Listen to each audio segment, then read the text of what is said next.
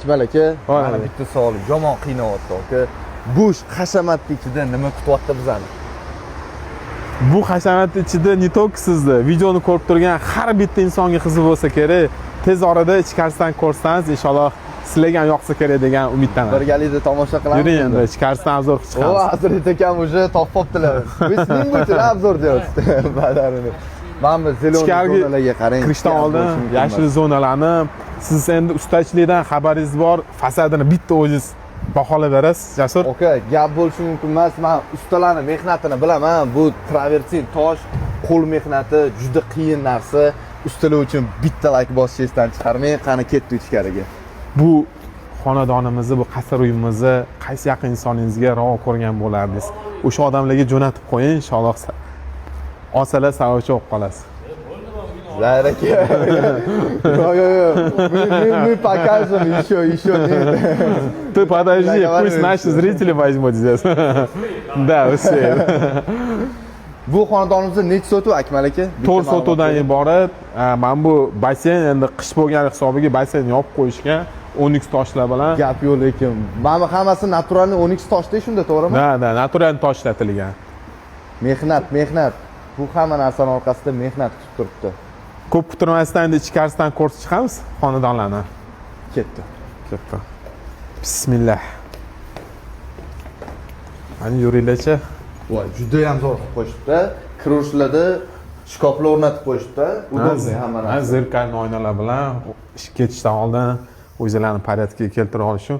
Mana bu eshiklar вообще skrit ekan. Borib birinchi kirishimda o'zim eshik borligini dekorga o'xshar ekan bu narsalar. Tak.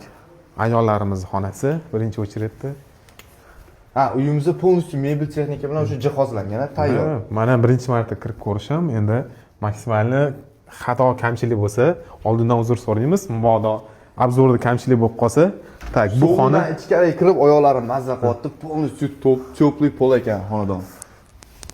Bu zal mehmonlarni kutib olib, uyaltirmaydigan zal qilib qo'yishgan ekan, panoramli oynalar bilan. Lyustralarga bitta e'tibor bering, gap yo'q ekan.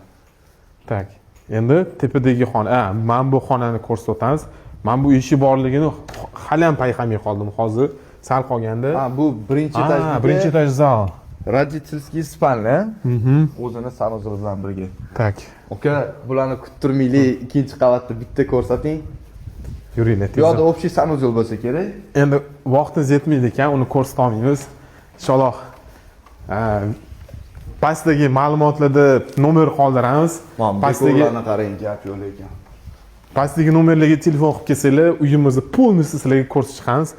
Lyustrani qarang, lyustrani. Gap. Voy, tepadagi holni qaranglar, вообще boru o'zi birinchi etaj kerak emas ekan. Sразу ikkinchi etajdan boshlash kerak edi videoni.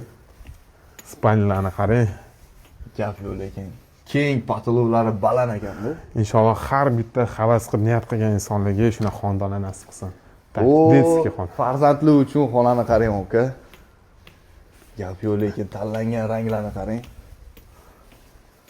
Полностью aka xonadon did bilan qilingan ekan remonti. Короче, bu xonadondan kamchilik topolmadim. Ikkinchi etajda holda o'zini balkoni bilan qiziqqanlar bo'lsa, pastdagi nomerlarga telefonlashib kelaverasizlar. Hammaga kattakon rahmat.